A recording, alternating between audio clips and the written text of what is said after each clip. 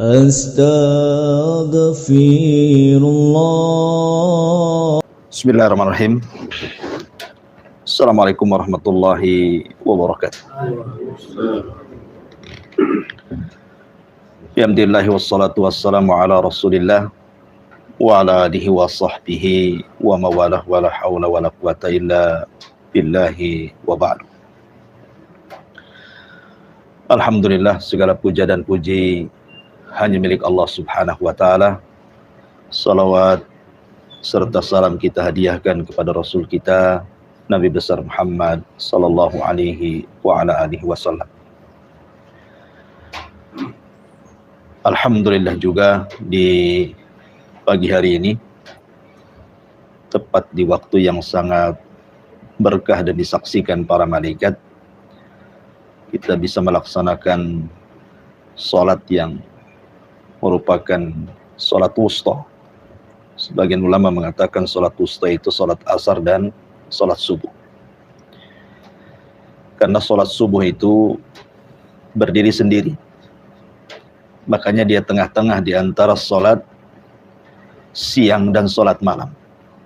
Maksudnya salat siang duhur dan asar, dan salat malam maghrib dan isya. Tengah-tengahnya itu subuh.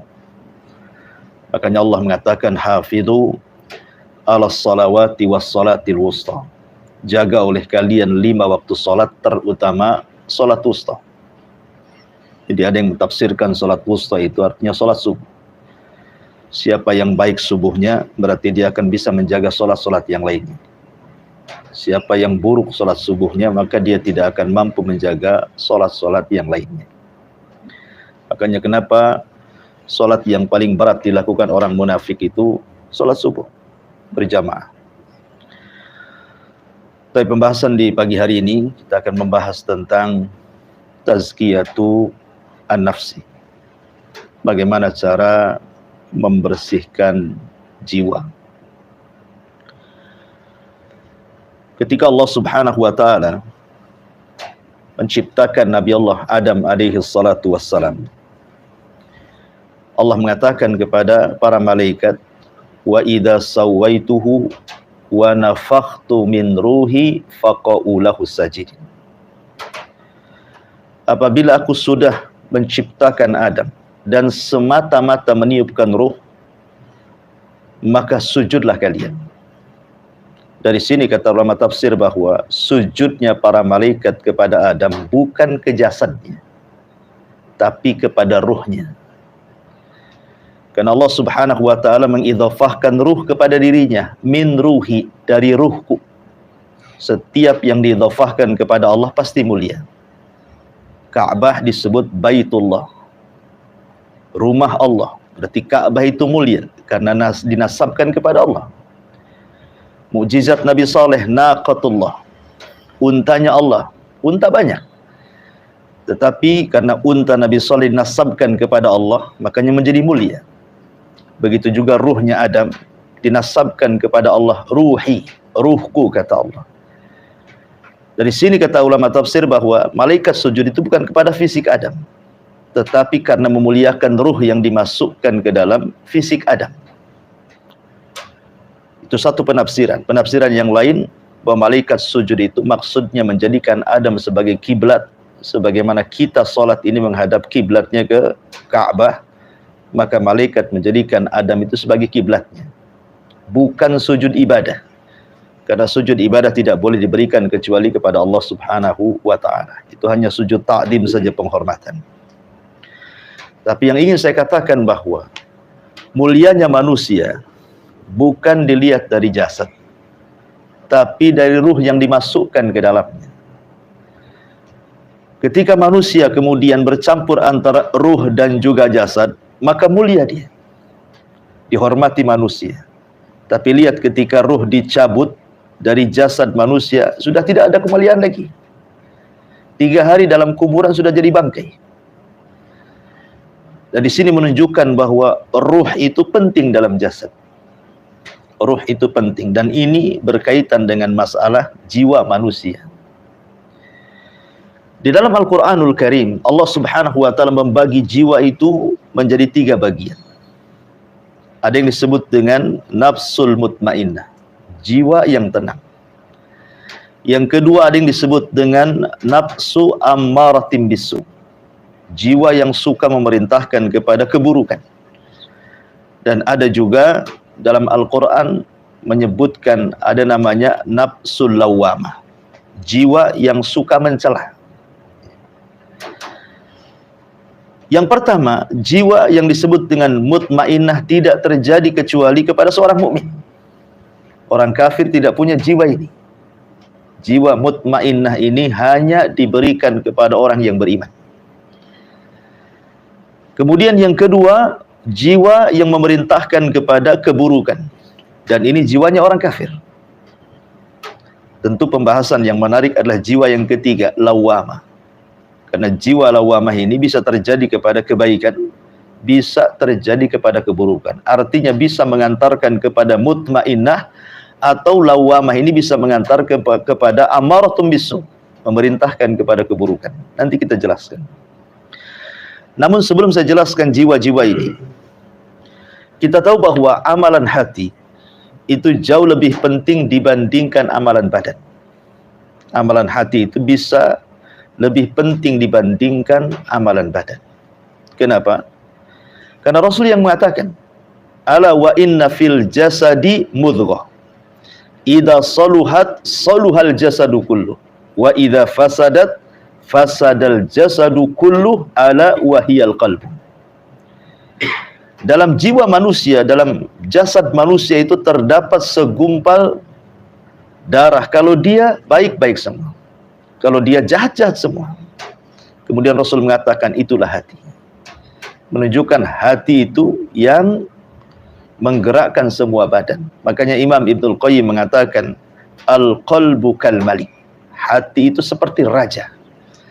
Adapun jawarih, anggota badan itu tentaranya. Jadi tentara mau mengarah kemana itu tergantung perintah rajanya.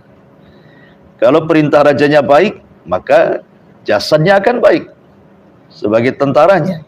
Tapi kalau hatinya atau rajanya merintahkan kepada keburukan, secara otomatis tentara-tentaranya atau fisiknya juga akan memerintahkan kepada keburukan.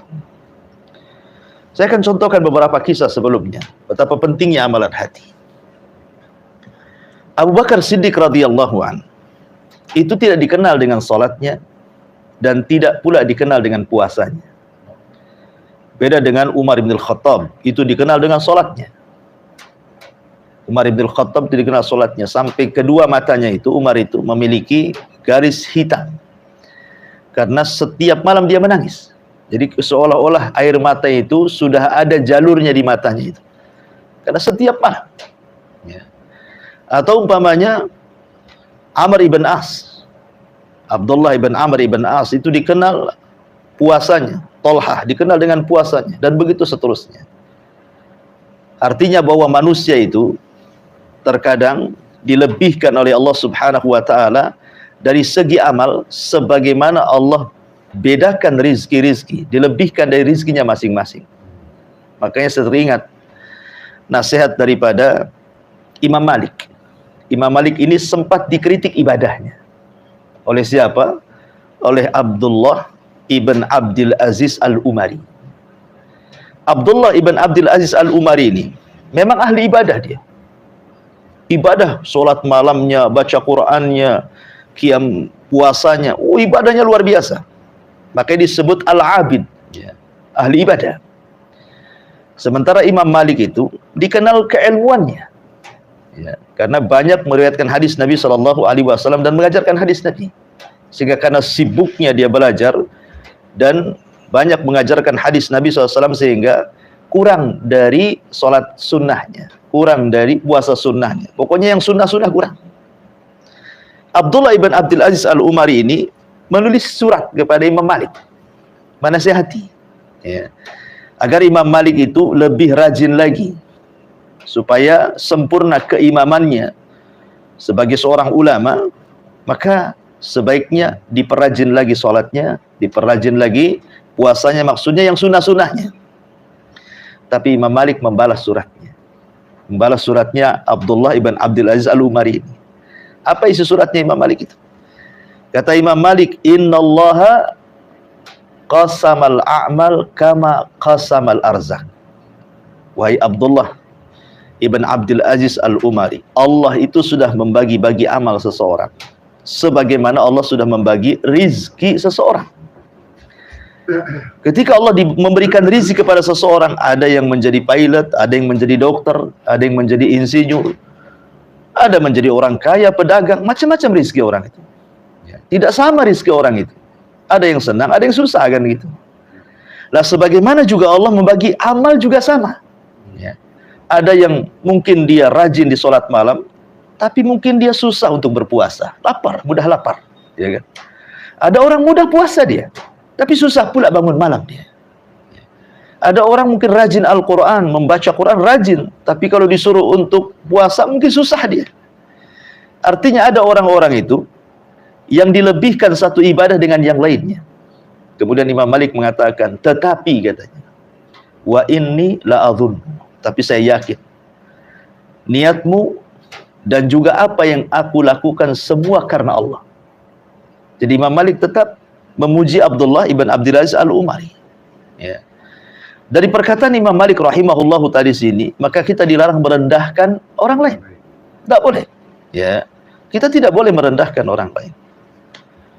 Ya, terkadang ada contoh umpamanya, mungkin ada seorang ustaz lagi mengajar di hari Kamis, ya kan? Kemudian murid-muridnya berpuasa hari Kamis, ustaznya pula tak puasa. Nah, apa kemudian kita katakan, ustaz ini gimana? Cerita tentang dorongan puasa hari Kamis, dia sendiri tak puasa umpamanya. Justru kedudukan ustaz dibandingkan murid-murid masih lebih mulia ustaz. Kenapa? Kata Imam Malik rahimahullah di ujung suratnya dia mengatakan, tapi saya yakin bahwa yang menebarkan ilmu jauh lebih banyak daripada yang menyibukkan dengan ibadah. Kenapa? Karena Rasul yang mengatakan keutamaan ahlil ilmi itu jauh lebih mulia dibandingkan ahli ibadah, seperti bulan di antara bintang-bintang, kata Rasul. Tetapi saya niatkan antara saya dan Anda lillahi ta'ala, saya yakin semua karena Allah. Maka masing-masing tolong hargai, kata Imam Malik kan gitu ya. Jadi menghargai orang itu penting. Kita tidak tahu dia punya amalan yang kita tidak punya, atau kita punya amalan yang dia pula tidak punya. Ya, itu pentingnya dalam Islam seperti itu. Ya. Kembali bahwa Abu Bakar Siddiq radhiyallahu an itu memang tidak dilebihkan seperti para sahabat yang lain, ahli puasa, ahli sholat, tidak. Tetapi apa yang menjadikan Abu Bakar lebih hebat dibandingkan seluruh para sahabat? Apa yang menjadikan Abu Bakar lebih hebat? Sampai-sampai Rasul mengatakan, kalau keimanan Abu Bakar ditimbang di satu timbangan, semua amalan manusia ditimbang di satu timbangan satunya, masih berat amalannya Abu Bakar setelah Nabi SAW. Kenapa? Karena bima waqara fi qalbi. Karena Abu Bakar itu dilebihkan dari ibadah hatinya. Apa ibadah hati Abu Bakar? As-Siddiq. Dia membenarkan, ya kan? Di saat manusia kufur, dia membenarkan. Coba dalam peristiwa Isra dan Mi'raj contohnya. Ketika kemudian Rasulullah SAW kebingungan setelah peristiwa Isra Mi'raj itu, kan di tengah jalan dia berjumpa dengan Abu Jahal. Kata Abu Jahal, ya Muhammad, masya'nu. Wahai Muhammad, ada apa dengan kamu? Nampaknya kau bingung. Kemudian Rasul menceritakan tentang kisah peristiwa semalam. Abu Bakar sudah tahu. Ini bahan celaan kepada Rasulullah. Kata Abu Jahal, bagaimana kalau seandainya kau ceritakan kepada manusia? Aku yang kumpulkan orang. Ya. Di sini Abu Jahal tidak langsung mencela Nabi. Tidak mengatakan, oh kau gila, tidak. Karena ini ada bahan mencela Nabi kan. Baiknya apa yang kau ceritakan kepada aku, ceritakan juga kepada orang. Kumpulkanlah manusia itu. Kemudian kata Abu Jahal, wahai Muhammad, ceritakan kembali apa yang sudah kau ceritakan kepada aku. Maka Rasul menceritakan. Setelah diceritakan, semua tertawa. Sampai dijelaskan dalam riwayat itu, hatta yatamayalun, saking tertawanya menghina Rasul itu, sampai kepala itu geleng ke kanan, geleng ke kiri. Ya, mereka menghina Nabi. Akhirnya kemudian orang musyrik ini, karena Abu Bakar tidak hadir dalam majelis itu, diutuslah orang musyrik untuk mengejek Rasul di hadapan Abu Bakar. Datanglah ke rumah Abu Bakar. Ya Abu Bakar, tahu nggak? Saudaramu sudah gila, maksudnya Rasulullah. Ya. Macam mana dalam waktu yang sangat singkat dia bisa berjalan katanya dari Masjidil Haram ke Masjidil Aqsa katanya. Ini kan mustahil. Sekali lagi di zaman itu belum ada teknologi. Sekarang kan ada pesawat mungkin kan itu ya. Tapi zaman itu kan pakai unta kendaraan. 1 bulan perjalanannya. Tapi Abu Bakar mengatakan, demi Allah, kalau habar langit aku benarkan, padahal langit itu jauh jaraknya, apalagi jarak Aqsa yang dekat, pasti ku benarkan lagi. Ya. Rasul menceritakan dapat wahyu dari langit. Kita aja tidak nampak langit itu seperti apa. Aku benarkan, apalagi hanya di Aqsa yang dekat jaraknya. Seolah-olah Abu Bakar ingin mengatakan, kalau seandainya Nabi SAW menceritakan sesuatu yang jauh lebih mustahil daripada peristiwa Isra Mi'raj, pasti ku benarkan. Seolah-olah Abu Bakar mengatakan seperti itu. Dari silah kemudian disematkan kalimat As-Siddiq di belakang kalimat Abu Bakar tuh. Itulah amalan terbaik Abu Bakar yang tidak dimiliki sahabat yang lain. Satu-satunya sahabat yang masuk Islam tidak ada keraguan itu cuma Abu Bakar. Kalau yang lain tuh tengok-tengok dulu, betulkah dia Nabi? Jangan-jangan bukan Nabi. Betulkah dia Quran? Jangan-jangan karya dia. Setelah yakin baru masuk Islam gitu ya. Seperti Umar gitu ya. Kan tidak langsung masuk Islam. Dia menentang Nabi dulu. Tapi satu-satunya yang masuk Islam ketika ditawarkan, masuklah engkau ya Abu Bakar ke agamaku. Maka Abu Bakar langsung mengatakan, asyhadu an la ilaha illallah wa asyhadu anna Muhammad Rasul. Dari sini menunjukkan bahwa amalan hati bisa membandingi semua umat Islam yang dimiliki Abu Bakar Siddiq radhiyallahu. Ini kisah yang pertama. Kisah yang kedua, ada seorang sahabat namanya Ulbah ibn Zaid. Ulbah ibn Zaid. Nabi SAW melakukan peperangan terakhir itu di perang Tabuk. Itulah perang terakhir Nabi, dipimpin langsung oleh Nabi. Karena perang Tabuk ini lawannya bukan lagi orang musyrik Quraisy, bukan lagi orang-orang Yahudi Madinah. Karena orang musyrik Quraisy sudah masuk Islam semua. Di Fathu Mekah kemudian datang Amul Wufud, ya, rombongan dari kabilah masuk Islam. Ya. Kemudian orang-orang Yahudi sudah terusir dengan 4 peperangan. Perang Bani Qunaiqah, perang Bani Nadir, perang Bani Quraidah, dan terakhir di Khaybar. Ya. Artinya sudah nggak ada lagi Yahudi di Madinah. Di Mekah sudah masuk Islam semuanya. Sehingga musuhnya cuma satu, Nasrani. Itu pun dari arah Romawi, ya, dari arah Syam sana. Lah Nabi SAW pernah mengutus pasukan di perang Mu'tah, itu mukadimahnya. Tetapi perang besarnya itu di Tabuk namanya. Ya, perang Tabuk itu perang terakhir karena ini 2 tahun sebelum meninggal Nabi, perang Tabuk ini. Perang Tabuk ini bayangkan, tentara kaum muslimin tidak banyak, apalagi disebut Jaisul Usrah, tentara yang memang sedang kesulitan. Jarak Madinah Tabuk itu tidak bisa ditempuh dengan jalan kaki, harus dengan kuda. Kuda pun kuda perang. Sementara kaum muslimin tidak memiliki itu. Perbekalan sedikit, tetapi yang ingin jihad banyak. Tetapi tidak punya apa-apa, pedang tak punya, ini tak punya, tapi pengen jihad mereka. Maka disebut Jaisul Usrah, tentara miskin.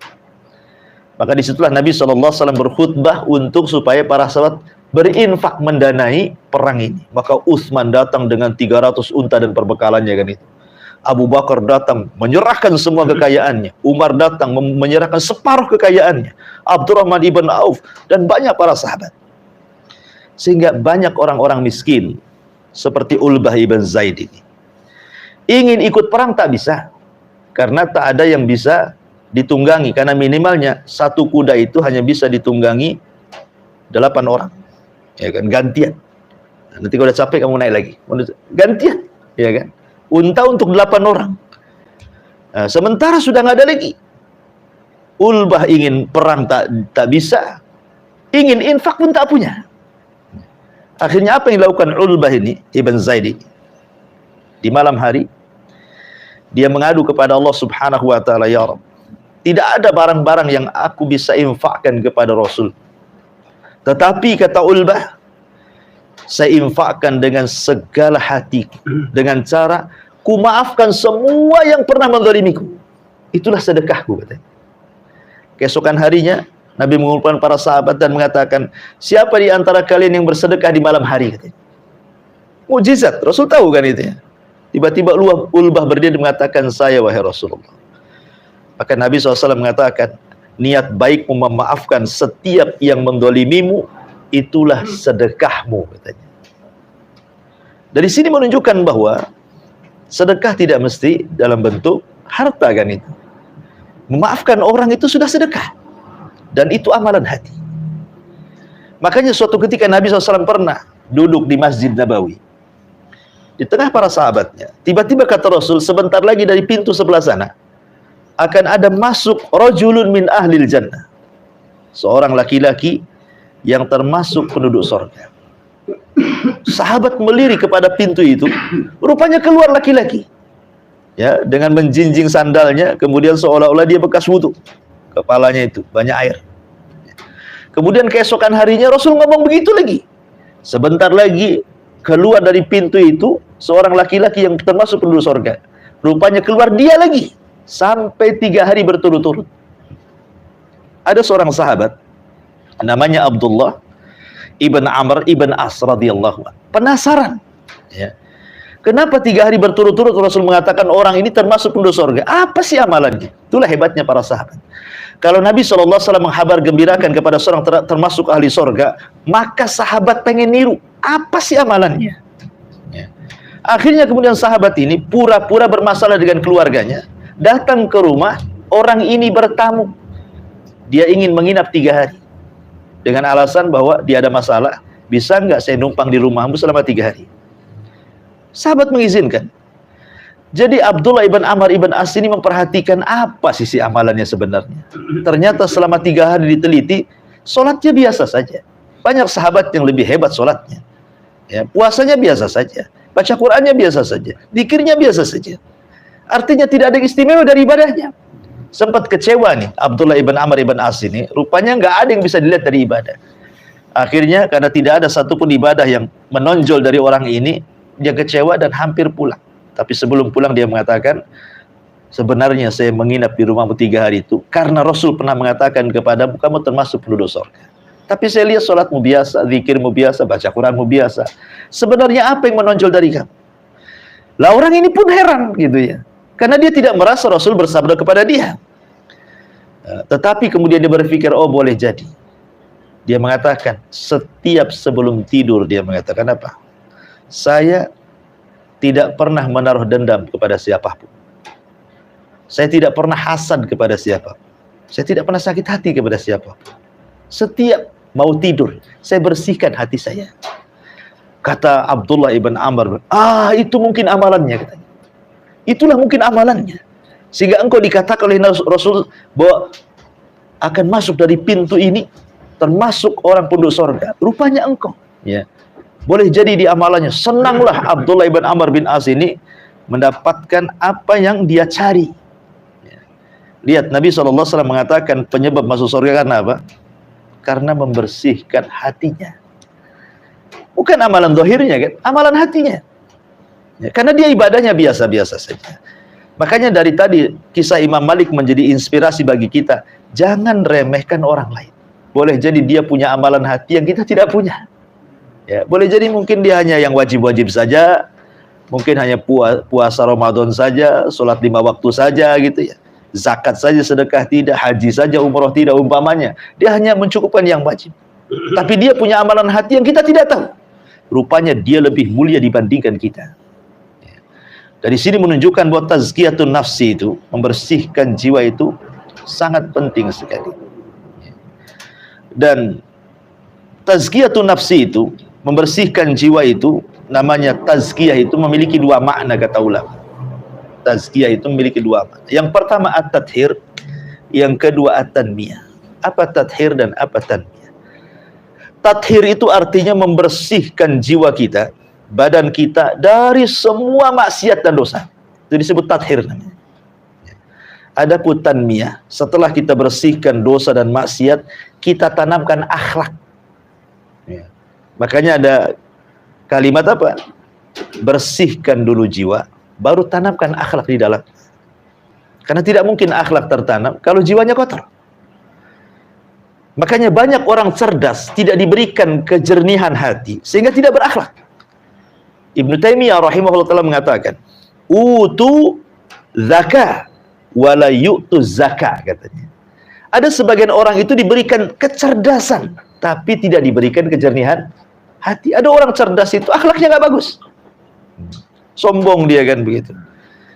Ya, merendahkan orang-orang yang mungkin ilmunya lebih rendah daripada dia. Dia berdebat hanya ingin menang-menangan dan begitu seterusnya. Makanya mengumpulkan zakat dan zakat itu penting, kecerdasan dan akhlak. Lihat ketika Rasul mengatakan, apabila ada seorang laki-laki hendak meminang putri kita, apa kata Rasulullah? Lihat dua perkara kan. Idza ja'akum man tardawna dinahu wa khuluquhu. Apabila ada orang datang meminang anak putri kita, lihat dua perkara. Pertama agamanya, yang kedua akhlaknya. Di sini Rasul memisahkan antara agama dan akhlak. Kenapa demikian? Karena ada orang yang bagus agamanya, sholatnya bagus, puasanya bagus, dan yang lainnya. Ternyata ucapannya masih kasar. Masih ghibah, nyakiti orang, merendahkan orang, menghina, kan gitu ya. Tapi ada sebaliknya. Oh, dia kalau ngomong lembut, santun, Masya Allah gitu. Tapi tak sholat pula dia. Ya kan, ada orang seperti itu. Makanya ketika digabungkan antara rajin ibadah dengan akhlak, sempurnalah kita. Kalau ada orang yang seperti ini, cepat nikahkan, kata Rasul. Kalau tidak, bahaya anakmu, kata Nabi. Ya. Dari sini menunjukkan bahwa penting yang mengakar pada sebuah pribadi seseorang itu dimulai daripada kejernihan hati. Kalau hatinya sudah jernih, pasti akan mempengaruhi badannya.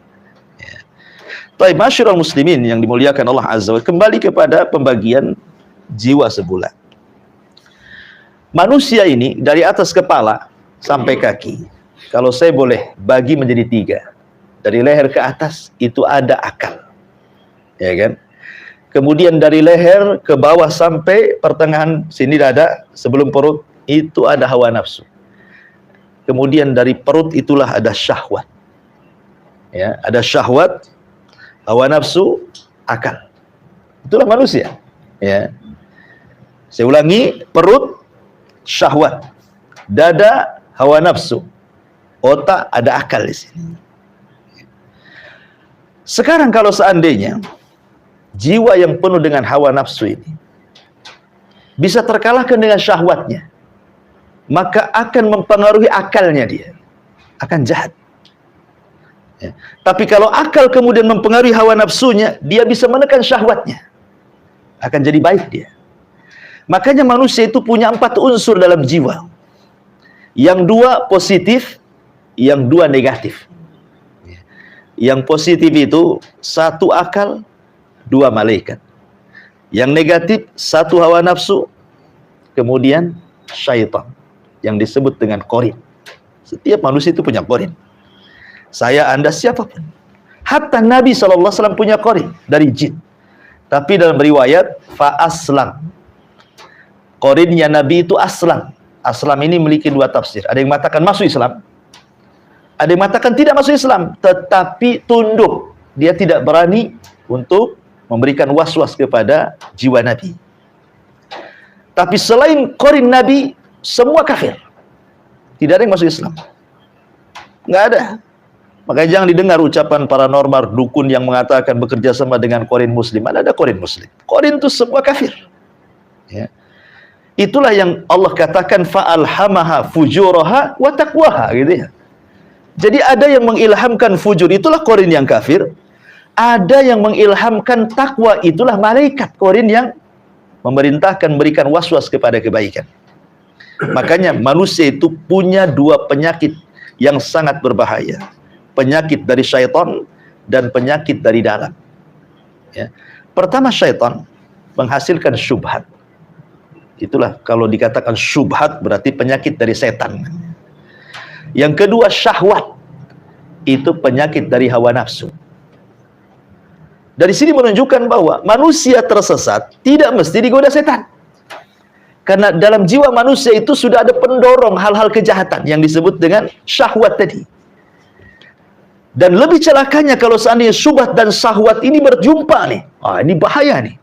Berarti menggabungkan dua penyakit kan, hawa nafsu dan juga syaitan. Makanya kenapa dalam Al-Quran itu ada surat namanya disebut Mu'awwidhataini. Dua surat perlindungan. Pertama Al-Falaq, ini cerita setan, ya. Kemudian An-Nas, cerita hawa nafsu. Dan hawa nafsu jauh lebih bahaya dibandingkan syaitan. Makanya kenapa dalam perlindungannya juga dibedakan. Kalau dalam Al-Falaq itu cuman satu nama Allah yang disebut. Qul a'udzu birabbil falaq. Satu kan? Rabb falaq. Ya. Tapi dalam surah An-Nas itu 3. Ya. Rabbun nas, Rabb manusia. Ilahin nas, ilahnya manusia. Kemudian Malikin nas, rajanya manusia. 3 nama Allah sebut. Untuk berlindung kepada satu perkara. Dari was-was yang ditimbulkan hawa nafsu kan. Tapi Al-Falaq itu satu nama Allah kita berlindung untuk berapa? 3 perkara. Semua dari luar, dari syaitan. Ghasik, malam hari.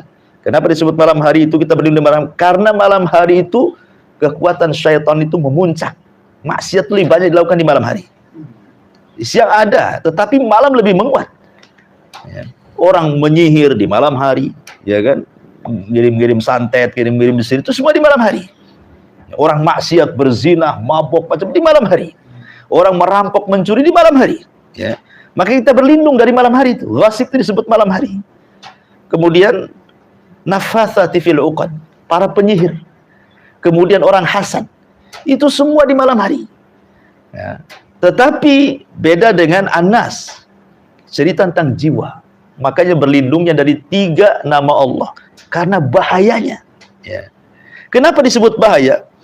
Menundukkan musuh dari luar itu mudah. Pamannya kita melindungi dia dari malam hari. Jangan keluar. Beribadah di malam hari. Ya. Kemudian kita ini ingin melawan orang sihir. Banyak-banyak berzikir.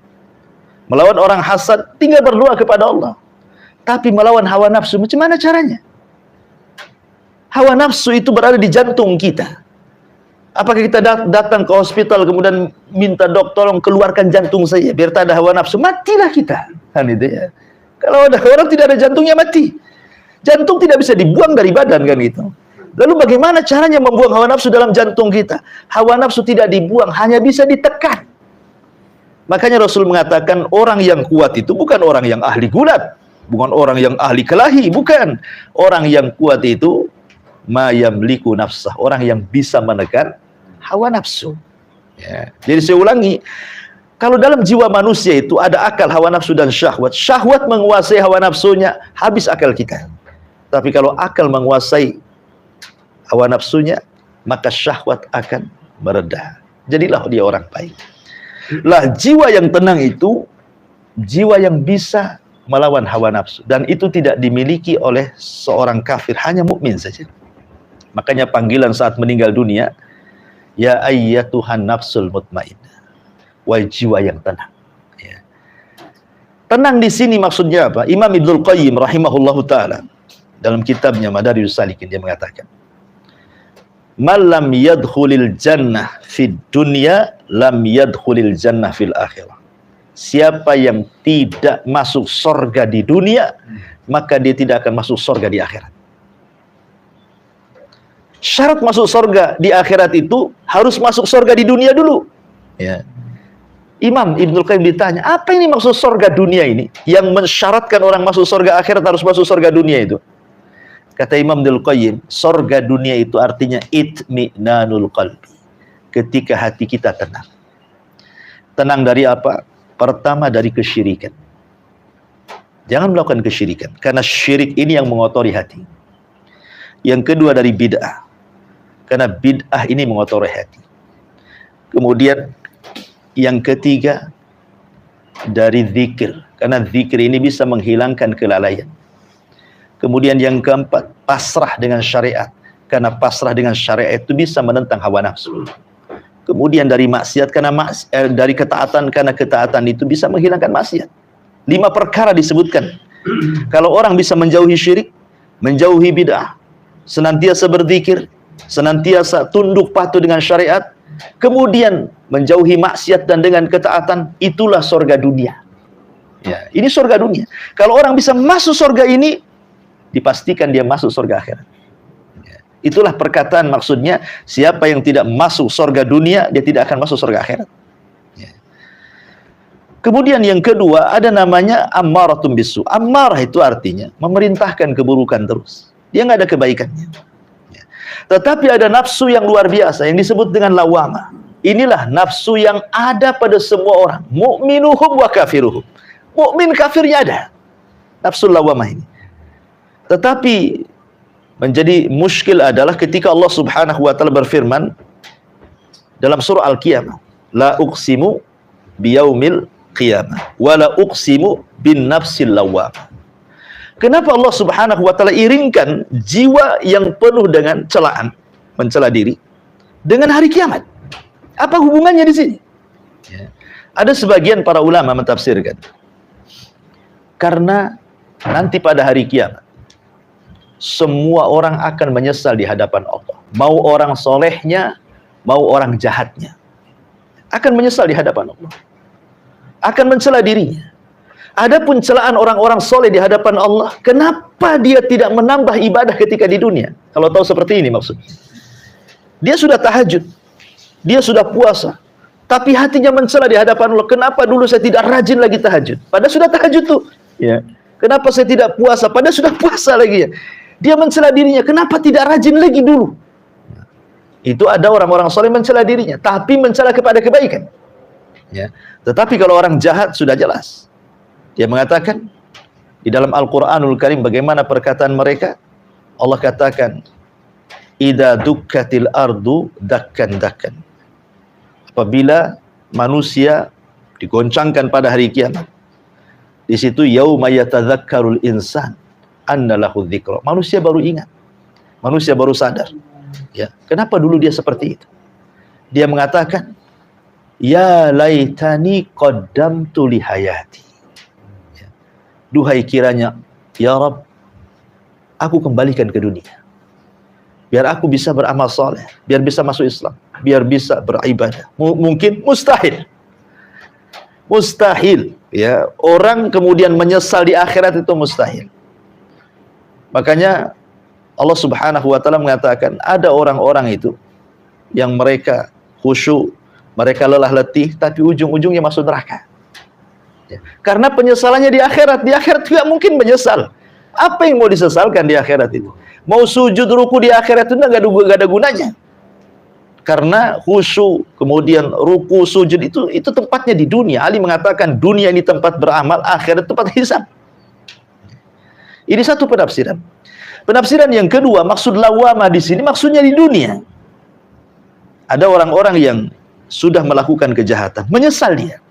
Umpamanya, dia mau bersedekah. Tiba-tiba dihalang-halangi oleh istrinya. Jangan sedekah lah bang, ini belum lunas nih utang nih. Akhirnya untuk melunasi utang dia.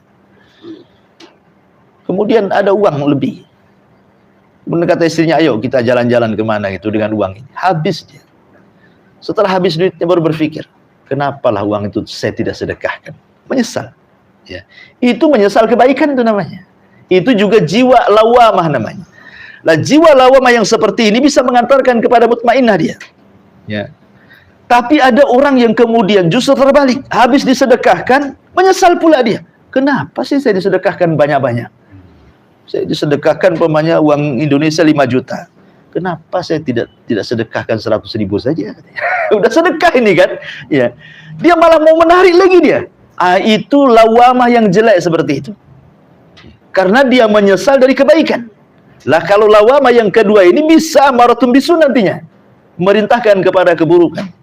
Jadi lawamah ini tengah-tengah dia. Mau kemana dia? Ya. Mau lawamahnya itu ke ammaratun bisu atau lawamahnya itu ke mutmainnah. Itu kembali kepada kita. Ya, makanya pentingnya kemudian menjaga hati itu, kata para ulama seperti dikatakan oleh Syekh Abdul Razak Al-Badr. Dia mengatakan bahwa kalau ingin membersihkan hati, pertama tauhid. Ya, tauhidkan Allah Azza wa Jalla. Karena hanya dengan tauhid inilah satu-satunya yang bisa membersihkan hati. Karena bagaimanapun yang mengotori hati itu lawannya kesyirikan. Syirik itu akan mengotori hati. Kenapa? Karena hati ini akan mudah kemudian lepas dari Allah dengan kesyirikan. Contoh saja, orang yang percaya dengan tangkal jimat. Apa kata Rasulullah? Man ta'allaqa syai'an wukila ilaih. Siapa yang menggantungkan jimat, tangkal-tangkal, maka hatinya akan disandarkan kepada jimat itu, bukan lagi kepada Allah dia. Walaupun lisannya mengatakan, oh saya yakin Allah yang menyembuhkan, bukan jimat ini. Iya, lisannya saja.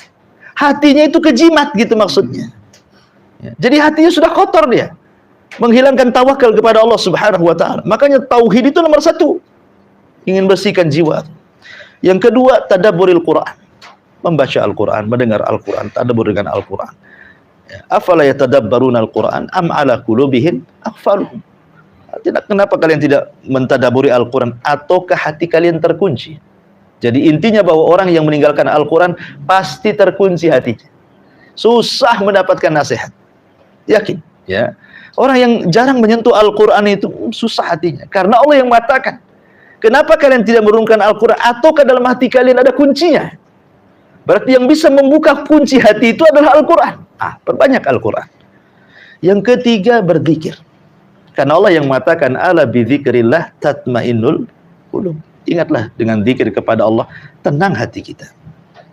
Karena ada orang yang mencari ketenangan itu di luar daripada zikir, nggak akan dapat. Ya. Ada orang ingin tenang, jalan ke pantai sana, berlibur sana, berlibur sini. Ia tenang saat berlibur, pulang udah pusing lagi dia. Ya. Kenapa demikian? Karena zikir itu menyertakan Allah dalam setiap permasalahan kita. Makanya sering saya katakan, sesulit apapun masalah, kalau Allah datang ikut campur menyelesaikannya, pasti Allah uraikan masalahnya. Sedikit-sedikit pasti adalah. Ya, oh jalan keluarnya macam ini, macam itu. Tahu dia arahnya. Ya. Tetapi sekecil apapun masalah, kalau Allah tidak ikut campur tangan, sulit untuk keluar dari masalah itu. Makanya kenapa dalam sholat itu ada kalimat iyyaka na'budu wa iyyaka nasta'in. Ya. Bukankah isti'anah itu bagian daripada ibadah? Kenapa Allah pisahkan? Hanya kepadamu kami beribadah. Hanya kepadamu kami meminta pertolongan. Lah minta pertolongan itu kan bagian daripada ibadah. Kenapa dipisahkan? Karena tidak mungkin orang bisa ibadah kecuali ada pertolongan Allah. Kayak antum di sini. Nggak mungkin lah ngaji di sini kalau nggak pertolongan Allah. Pertolongan siapa emang yang antum bisa di sini? Semua pertolongan Allah kan. Makanya isti'anah dalam ibadah itu penting. Meminta pertolongan Allah. Lihat Nabi SAW sampai mengatakan, Rabbi la takilni ila nafsi tarfata'in. Ya Rabb, jangan sekali-kali engkau berpisah dariku walaupun sekejap mata. Nabi ketakutan. Kalau Allah sekejap mata kemudian tiba-tiba Allah meninggalkan dia, datang kesulitan, siapa yang menyelesaikan? Makanya Ibrahim alaihi salatu wassalam ketika istrinya diambil oleh Raja Mesir yang zalim, apa yang dilakukan Ibrahim? Salat dia. Meminta pertolongan kepada Allah Azza wa Jalla. Sehingga ketika Sarah ditangkap dan hendak dijamah oleh Raja Zalim, dia pun mengatakan, Ya Rabb, aku ini wanita suci. Aku sudah melayani suamiku. Dan aku beriman kepada kenabian suamiku. Maksudnya Ibrahim. Ya. Fala tusallit alaih. Jangan sampai dia menguasai aku. Tiba-tiba raja itu stroke, tidak bisa bergerak gitu kan. Akhirnya kemudian ketakutan raja, disangkanya Sarah itu wanita penyihir. Dia marah sama penjaganya, penjaga, kenapa kau datangkan setan bukan manusia, katanya. Disangkanya dukun gitu ya.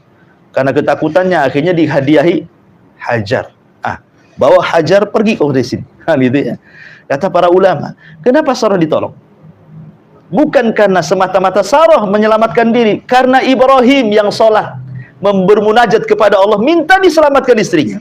Dari sini kata Nabi SAW, kalau ada permasalahan sholat, ya, karena sholat itu isinya zikir, mengingat Allah Azza wa Jalla. Sholat 2 rakaat, ambil wudhu 1 rakaat, berdoa.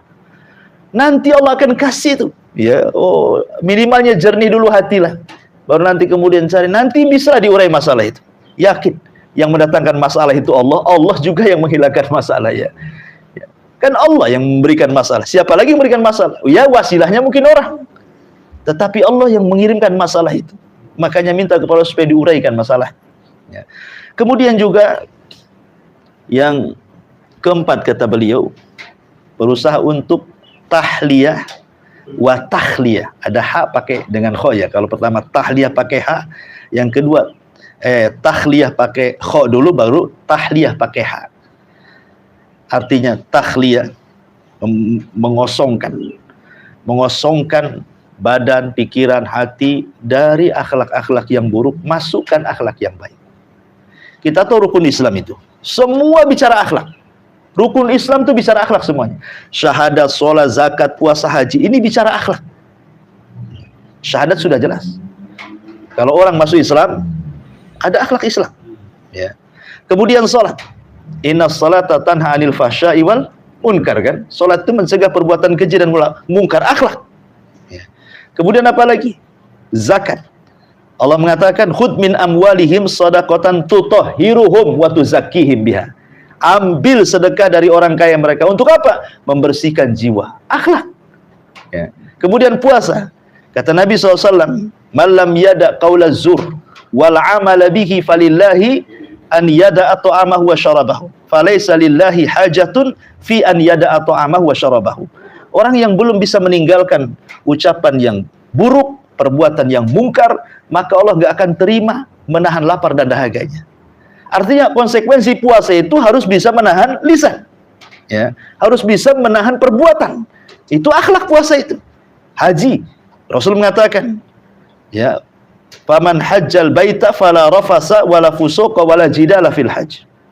Maka haji yang baik itu ketika tidak rafas. Rafas itu mengeluarkan kalimat-kalimat yang kotor, kan itu ya.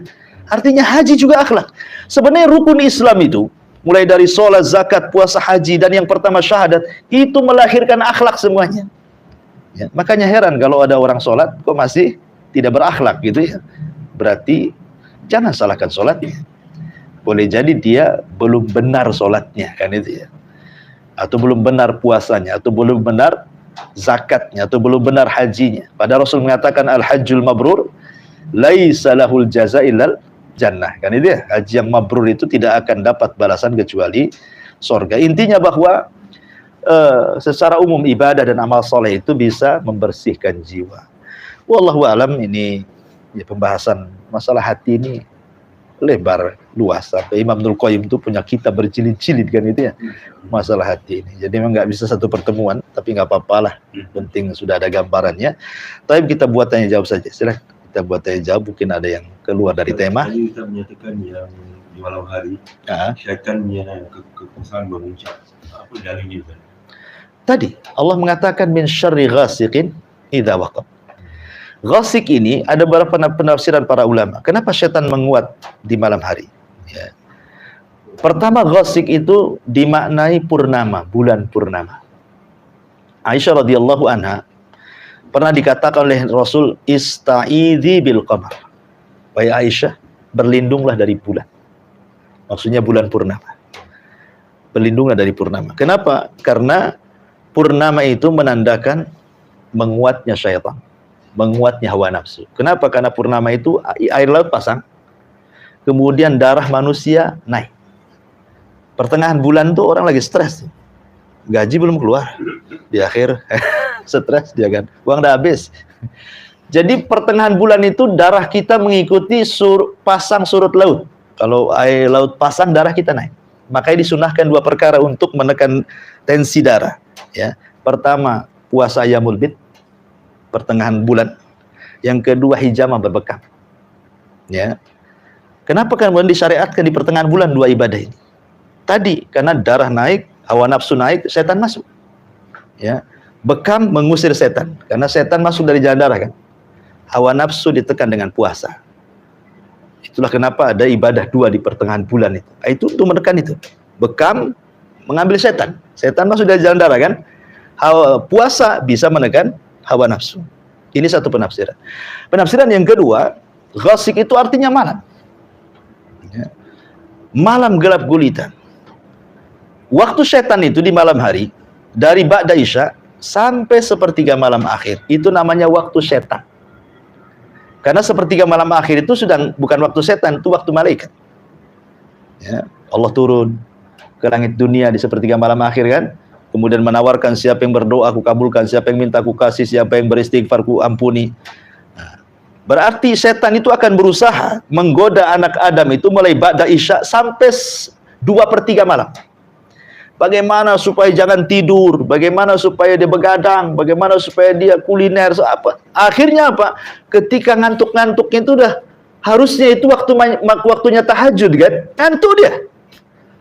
Dibuatnya dia tidak ibadah di 1/3 malam akhir sampai merembet ke subuh. Subuh-subuh akhirnya malas dia karena kurang tidur malamnya kan. Itu disebut waktu setan. Ya, waktu setan itu ya waktu malam. Makanya kenapa dalam Islam itu kenapa ditentukan wan nahari siang itu dijadikan harakah, bekerja, malam dijadikan tempat istirahat kan. Nah, tapi kebanyakan orang sekarang kan dibalik gitu kan ya. Ya profesinya mungkin ada yang malam, ada yang siang kan. Ya, tapi jangan seperti itu terus. Sebab secara kesehatan pun tak bagus. Makanya kenapa tidur Nabi SAW itu diatur dalam Islam. Kalau makan Rasul tidak diatur jam-jamnya. Ya, Rasul tidak secara detail makannya Rasul. Tapi tidurnya Rasul itu diatur. Jelas tidurnya Rasul itu. Rasul itu kalau sehari tidur berapa kali? 3 kali. Pertama disebutkan dalam surah Al-Muzammil. Qumil lail kum. Wahai Rasul berdiri, ya ayyuhal muzammil. Wahai orang yang berselimut kan itu. Ya ayyuhal muzammil qumil laila illa qalila nisfahu awinqus minhu aw zid alaihi, kan itu ya. Jadi tidurnya Rasul itu pertama nisfahu. Nisfahu itu separuh malam tidur, separuh malam bangun, ya. Atau terkadang Rasul zid alaihi. Ditambah lagi 2/3 tidur, 2/3 malam tidur, 1/3-nya bangun. Itu tidur Nabi itu. Ya, pertama tidur Nabi itu separuh malam, separuhnya malam dihidupkan untuk qiyamul lail, atau 2/3 malam tidur, 1/3 malamnya dihidupkan. Itu berdasarkan surah Al-Muzammil. Ya. Kemudian tidurnya Rasul nanti selepas tahajud sebelum subuh, sebelum qomat, antara adzan dan iqamat, Rasul tidur lagi yang disebut dengan ittija. Nah, bukan tidur betulan, tidak, hanya merebahkan. Ya, merebahkan ke lambung kanan menunggu qomat. Ya, karena kata Nabi SAW, fal yuqidu naimuha, hendaklah yang tidur yang tidak sholat malam bangunkan, ya, dan hendaklah beristirahat bagi yang sholat, kata Nabi. Jadi yang sholat suruh istirahat menjelang subuh, yang tertidur tidak sholat tolong bangunkan. Dari sini menunjukkan bahwa tidurnya seorang mukmin itu selambat-lambatnya adzan pertama. Selambat-lambatnya adzan pertama, seorang mukmin itu sudah bangun sebelum datang adzan kedua. Ya. Ini tidur yang kedua, tapi bukan tidur betulan, hanya merebahkan saja. Kemudian ada di siang hari disebut kailulah namanya. Kailulah itu menjelang duhur. Ya, menjelang duhur kira-kira ya 20 menit atau 15 menit menjelang duhur. Ini pun bukan tidur betulan, tidak. Ya, hanya mungkin kalau di kantor mungkin ya di kursi ya berebah begini, atau di meja begini, atau mungkin terlentang sebentar. Dan ini dalam penelitian barat kan, saya pernah baca artikel itu. Kalau orang yang terbiasa sebelum duhur beristirahat, walaupun tidak tidur betulan, hanya menghilangkan lelah, itu jarang terkena stroke orang seperti ini. Tapi kita katakan mau barat neliti nggak neliti, pasti amalan Nabi itu ada manfaatnya. Nggak mungkin nggak ada manfaat. Nggak perlu kita nunggu orang barat meneliti. Ya kita samina wa ta'na saja selesai. Ya selesai, samina wa ta'na. Nggak perlu kemudian diteliti. Oh, kadang-kadang ada orang yang kemudian ingin meneliti, betulkah Quran dan Sunnah itu menyelisih sains atau tidak, kadang-kadang. Kita nggak perlu diteliti lagi. Kalau itu memang Al-Quran dan itu sahih sunnah Nabi, pasti setiap perintah ada manfaatnya, pasti setiap larangan ada madaratnya. Nah, gitulah itu kaidah singkatnya. Nah, ini masalah tidur, Nabi itu betul-betul ketat gitu. Kalau masalah makan tidak kan? Rasul tidak ada makan sekian kali ini harus dimakan, tidak ada. Ya, yang jelas makanan yang halal, kemudian zatnya juga halal, dicari dari yang halal, itu saja. Nabi SAW hanya supaya yang dimasukkan berkah. Kembali kepada ghasik tadi. Jadi kenapa kemudian malam hari itu menguat setan itu? Karena Nabi Musa alaihi salatu wassalam ketika ditantang oleh Fir'aun untuk berperang melawan dukun-dukun Fir'aun, Nabi Musa meminta waktu apa? Duha. Kita bertarung di waktu duha, katanya Nabi Musa. Nabi Musa tidak mau di malam hari. Dari sini istimbatnya kata ulama, kenapa Musa minta waktu duha bukan malam hari? Karena kekuatan sihir menguat. Ya. Jadi tidak mau ada risiko dia kan begitu. Diambil di waktu duha. Makanya menguat, dan secara fakta di lapangan juga begitu, kejahatan di malam hari itu menguatkan gitu ya. Coba maling, rampok di malam hari. Di siang hari mikirlah, apalagi banyak CCTV sekarang. Kemudian orang yang berzina, klub-klub malam, judi, semua di malam hari. Semua di malam hari, kejahatan ini. Termasuk hewan-hewan buas di malam hari keluar. Dia tidak tidur. Nah, itu memang penelitian seperti itu. Makanya kenapa Rasul Allah Subhanahu wa taala memerintahkan kita untuk memperbanyak membaca muawwidhataini sebelum tidur kan, dijadikan ruqyah. Kita baca qul a'udzu birabbin nas, qul a'udzu birabbil falaq, qul huwallahu ahad. Terkadang Rasul menambah qul ya ayyuhal kafirun, kemudian diusap 3 kali ke badan. Nah, itulah untuk menghindari dari 4 keburukan tadi kan. Ya, 4 keburukan, 3 di Al-Falaq, 1 di An-Nas. Nah, adapun baca Al-Ikhlas dengan Al-Kafirun karena dua-duanya surah Ikhlas. Ya. Al-Ikhlas, surat Al-Ikhlas. Maksudnya Qul huwallahu ahad. Disebut dengan suratus Somad namanya. Surah As-Somad itu disebut Al-Ikhlas. Qul ya ayyuhal kafirun juga disebut Al-Ikhlas. Jadi surat Al-Ikhlas dalam Quran itu 2. Suratus Somad dan surah Al-Kafirun. Apa bedanya?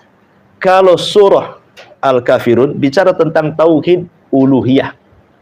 Kalau Qul huwallahu ahad ini bicara tentang rububiyah dan nama dan sifat bagi Allah. Jadi kalau digabung berarti 3 tauhid tersebutkan di situ. Ya, bisa dipahami ya. Kalau Qul ya ayyuhal kafirun ini bicara tentang tauhid uluhiyah, tentang masalah beribadah ini. Aku tidak mungkin menyembah Tuhanmu. Kamu pun tidak mungkin menyembah Tuhanku. Ini uliyah namanya. Ya. Tapi kalau Qul Allah ini kan bicara pengetahuan. Allah itu satu. Oh, gitu ya. Tempat bergantung. Oh. Tidak melahirkan dan tidak dilahirkan. Kan bicara sifat dan rububiyah namanya. Pengetahuan kita tentang Allah. Kalau makanya dua-duanya disebut surah Al-Ikhlas. Dan dua-duanya juga disunahkan dibaca sebelum tidur. Jadi 4 surat itu disunahkan sebelum tidur untuk meruqyah diri sendiri. Wallahu a'lam. Ada lagi? Assalamualaikum warahmatullahi Assalamualaikum. wabarakatuh. Ini ada berkenaan dengan hukum apabila makmum. Kita tahu yang bahawa imam untuk diikuti. Apabila imam tu berubah dari daripada takbir ke sujud, ada yang melafazkan Allahu Akbar dulu, ataupun yang ada lepas tu baru dia sujud. Maka tu yang sekiranya makmum tu tak dapat lihat imam, mungkin dia di belakang.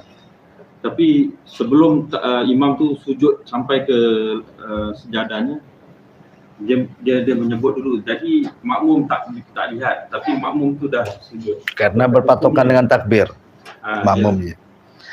Iya, begini ya. Jadi patokan saf pertama adalah imam, karena dia yang melihat.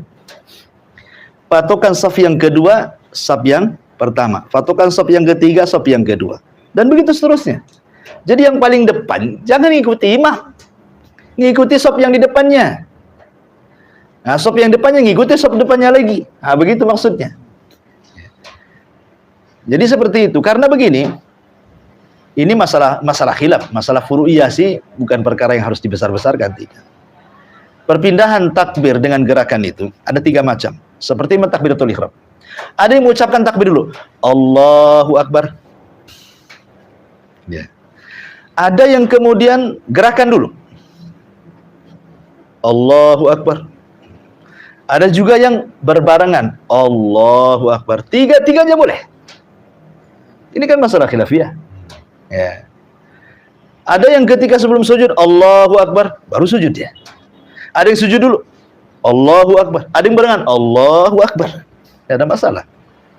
Nah, itu masalah khilafiyah seperti ini ya. Nah, cuman makanya bagaimana caranya? Karena begini, terkadang kalau dari zaman dulu tidak ada mukabbirus saut, tidak ada mic. Allahu Akbar kedengaran sampai ke belakang kan. Orang dulu kan tak ada macam itu. Gimana caranya? Yang paling belakang ikuti imam itu yang depan. Yang mengikuti yang di depannya lah. Mengikuti yang di depannya lagi dan begitu seterusnya. Ya salah dia, kenapa dia paling belakang? Coba di awal-awal dia dapat saf pertama, ya terpaksa lah dia secara saf saja, apalagi di hari Jumat itu mungkin dia dapat telur, yang depan dapat unta, kan itu ya. Kemudian belakangnya sapi, kemudian belakangnya lagi kambing, belakangnya lagi ayam, belakangnya lagi telur, terakhir tai ayam loh. Belakangan itu ya. Dan tak ada lagi. Ya, cuman di 5 saf aja yang dapat kan. Udah 6 saf 5 udah nggak jelas ke belakang tuh.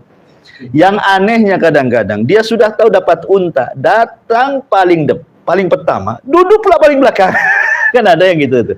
Dia datang di awal-awal, duduk cari tiang belakang. Ada. Nah, macam itulah. Jadi dia dapat 2 kan? Wallahualam. Iya. Ini minta maaf minta maaf. Dia suka nongkrong malam-malam. Oke. Buat ni lah. Iya. Kalau begadang ilmu, insya-Allah okey lah. Kalau begadang bukan. Begadang itu asal ada manfaatnya. Manfaat dunia atau manfaat akhirat. Pemain manfaat dunia ya bicara bisnis, bicara apa, nggak apa-apa, manfaat dunia. Atau manfaat akhirat yang paling baik kan itu. Mengaji, zikir. Tapi kalau tak ada manfaatnya, Kalau apa? kena kopi, berbual ilmu gimana Ustaz? Ya berbuat ilmu nggak apa-apa, kalau ada manfaatnya. Karena di masjid di Singapura jam 10 ditutup ni. Ah. Jadi di kena kopi aja. Ya tak masalah, kalau bicara agama kan. Tapi biasanya bicara agamanya 1 kalimat, bicara yang lainnya berkalimat-kalimat. Ada pertanyaan daripada jamaah juga. Iya. Ya, syarat sah solat itu yang kita tahu mengikut saf lah. Kerana itu kena semua sama dalam satu saf tu kan, diwajibkan untuk Meluruskan saf. meluruskan Itu bukan syarat sah solat. bukan jadi Bukan. berkenaan dengan orang yang Itu memakai kewajiban. kerusi. Kewajiban solat meluruskan.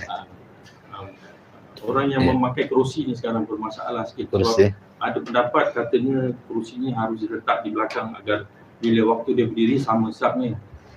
Tapi bila dah jemaah di belakang makmum yang nombor saf yang 2 pula tak dapat sujud disebabkan kerusi dia dah mengganggu untuk dia sujud. Jadi mana yang lebih afdal lah bila dalam Tidak. Fattaqullaha mastata'tum. Bertakwalah semampu kita. Tidak perlu memaksakan. Kalau memang namanya orang pakai kursi kan karena memiliki darurat, artinya uzur. Dia memang tidak bisa sujud yang secara normal, tah kakinya kena asam urat, kena gout atau apa kan kadang-kadang tak bisa. Paksa dia duduk. Ya, duduk itu ada 2 macam. Bisa sila, kadang-kadang sila pun tak bisa, terpaksa di kursi. Itu maksudnya Ustaz, maksudnya tu. Posisi lihat begini, lihat kan sejajar dengan bahu. Bahu dengan bahu. Ini kan sama dengan jemaah saf Yang ada dia mau Di belakang lagi. dirinya dia berdiri dulu. Tak bisa nanti kursinya susah. Yang orang belakang sujud kena kursi dia. Tak ada boleh letak. Nah, Kalau belakang tak ada okey tak? ya tapi ya kalau tak sekarang kan bahu yang kita lihat kan. Nah, waktu kita sedang saya kira sejajar bisa lah kursi itu. Sejajar. Karena memang dia orang uzur cemana? Nggak bisa kita tentukan depan belakang, nggak bisa. Cemana cara menentukannya? Lain dengan orang berdiri sudah jelas. Bahu kena bahu, kaki kena mata kaki kan ini. Jelas hadisnya. Kursi kan tak bisa kaki kursi dengan kaki kita kan tak ada hadisnya tuh. Mata kaki kursi tak ada yang mana satu mata kaki kursi. Ya berikan uzur saja. Ya. Islam itu mudah kok enggak mempersulit. Ya. Asal jangan sok sendirian pakai kursi belakang. Ya Ustaz, ini satu. Boleh. Imam memakai kursi. Makmum ikut. Imam duduk, makmum berdiri. Imam pakai kursi, imam Ini begitu. Tapi makmum tak pakai kursi. Ini dah berlaku tak? Jadi dah Iya. tahu Ya, ini dia ada khilaf. Ulama mengatakan masalah ini. Lihat, kalau memang imam itu memang lagi sakit. Sebenarnya dia itu bisa berdiri. Cuman karena sakit dia pakai kursi. Lain dengan permanen dia sakit. Kan itu ya. Ada 2 hukum di sini ya. Ada yang permanen dia sakit, dia tidak bisa berdiri pakai kursi saja. Ada yang sebenarnya dia sakit. Ya. Cuman pas kebetulan sakit, waktu sehat tak gitu. Nabi SAW itu ketika di masa sakitnya, pernah dia sakit, dia duduk, tiba-tiba sahabat berdiri. Kemudian selepas sholat Rasul menegur, kenapa kalian tidak duduk? Apa kalian akan seperti orang-orang raja-raja Persia dan Romawi yang menghormati raja yang seperti itu? Kalau imam duduk, duduklah kalian, kata Nabi ya. Artinya kan innama ju'ilal imam liyutamma bihi, jadikan imam untuk diikuti ya. Tapi lihat Rasul itu kan hanya temporary, bahasa kitanya kan, tidak terus-terusan. Memang kebetulan lagi sakit, tidak bisa berdiri kan ya. Tapi kalau seandainya sakit permanen, sebaiknya gantilah imam. Masa harus, nanti syariatnya susah nanti kan untuk prakteknya kan. Jadi Tapi ada juga yang mengatakan kalau dia bisa berdiri, berdiri dulu kemudian duduk. Jadi awal takbirnya dia berdiri, baru kemudian duduk kalau dia nggak sanggup. Jemaahnya gimana, Ustaz? Apa? Jemaah, Lihat, gimana? makanya kalau imamnya di awalnya berdiri, makmumnya berdiri. Umpamanya kursi, imamnya nih berdiri, awalnya kan berdiri nih, Allahu Akbar, kemudian duduk. Itu kan di awal dengan berdiri kan, makmum tak berdiri. Tapi kalau imam dari awal dia duduk, ya duduklah. Semua duduk. Iya. Ya. Makanya lihat, dia awal sholatnya posisinya gimana dia itu? Berdiri kan duduk imam tuh. Jadi lepas tu kedua dia duduk, makmum harus berdiri. Iya. Kalau awal imamnya dia berdiri. Ya. Tapi kalau dari awal dia duduk, ya tetap duduk, dia ikut duduk semua. Apa mana ini? Tak, kalau first imam berdiri, sekali langkah kedua imam duduk, kedua tu. Langkah kedua duduk lah. Tak tahan dia kan? Tak tahan, dia tak naik lah.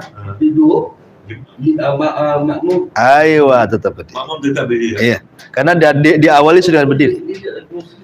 Karena dia ada uzur saja.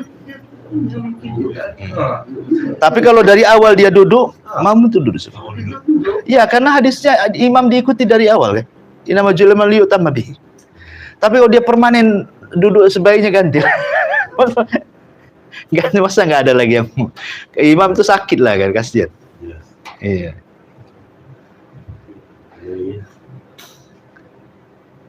Oke. Jul.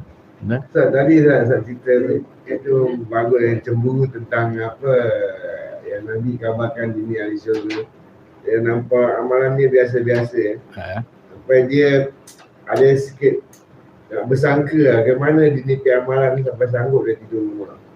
Jadi contohnya bagaimana orang tu dia bersangka baik kan, dia bersangka baik, tapi kebaikan dia harapkan tu tak memuaskan hati dia.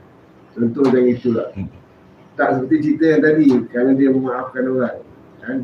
Jadi sebenarnya dia bersangka baik, tapi kebaikan yang dia nak mengharapkan tak apa yang dia Tak dapat. Tak dapat itu. Pertanyaannya? Ya, pertanyaannya itu, bagaimana orang yang bersikap mempunyai sikap hati yang dia suka buruk sangka kan, atau berbaik sangka, tapi sangkaan dia tu tak mencapai apa yang dia harapkan. Iya. Ya, asal seorang mukmin kan harus berbaik sangka, itu asalnya. Tidak boleh kita berburuk sangka. Karena begini ya, umpamanya kita punya tetangga, seorang perempuan, dia pakaiannya buka aurat, keluar malam, subuh pulang. Kita tidak boleh mengatakan dia pezina, walaupun nampak seperti itu, ya kan? Karena kita tidak melihat dia pekerjaan apa di luar kan. Cuma dia keluar buka aurat, pulang. Ya walaupun secara otomatis, kerjaan apa lagi lah Ustaz, pasti dia berzina. Tidak bisa, itu prasangka. Nah, itu prasangka, itu tak boleh. Tetap kita ini selama kita tidak bisa melihat bukti dan dia seorang mukmin, kalau dia punya salah, kasih uzur. Salah lagi kasih uzur. Kalau perlu 70 uzur pun kita kasih sama dia. Nah, itulah baiknya seorang mukmin itu di situ sebenarnya. Uzur, kasih uzur, jangan suudon sama orang. Iya. Berikan uzur. Uzur bahasa Arab lah uzur. Kasih waktu. Karena saya teringat dengan kisah Imam Syafi'i. Imam Syafi'i sakit. Datang muridnya berkunjung. Ya kan? Kata muridnya, "Qawwallahu dha'faka ya imam." Qawwallahu dha'faka ya imam. Maksud muridnya mengatakan qawwallahu dha'faka ya imam, itu doa. Ya, semoga Allah mengangkat penyakitmu. Kan bagus doanya. Tapi dalam bahasa Arab, qawwa itu dua makna. Bisa maknanya qawwa itu dari qawiyah kuat. Semoga penyakitmu makin kuat, makin parah kan itu ya. Atau qawwa di situ artinya mengangkat. Jadi Imam Syafi'i mengatakan, kamu mau selesai mati katanya. Kata muridnya, oh bukan itu maksud saya. Kata Imam Syafi'i, saya tahu. Kalaupun kau berdoa jelek kepada saya tidak akan bermaksud bahwa engkau berdoa kejelek sama saya. Pasti saya akan katakan kau sedang berbuat baik. Itulah husnudzonnya Imam Syafi'i. Ya. Yang bahasa Arab kan seperti itu, kadang-kadang dua makna kan. Satu lafaz dua makna, berbalik pula maknanya. Ya, yang satu maknanya qawwa itu supaya dikuatkan penyakitnya cepat mati lah kan itu. Atau semoga diangkat. Tapi Imam Syafi'i mengatakan, sekalipun kau berdoa keburukan, kata Imam Syafi'i, saya tidak akan berburuk sangka kepada. Pasti engkau tidak mengatakan kecuali kebaikan. Nah, itu kan enak kalau ngomong gitu. Itu namanya memberikan uzur namanya. Nah, seperti itulah ulama. Imam Syafi'i mencontohkan seperti itu. Wallahu a'lam. Baik, sudah waktunya kita tutup. Subhanaka wa bihamdika asyhadu an la ilaha illa anta astaghfiruka wa atubu ilaik. Assalamualaikum warahmatullahi wabarakatuh.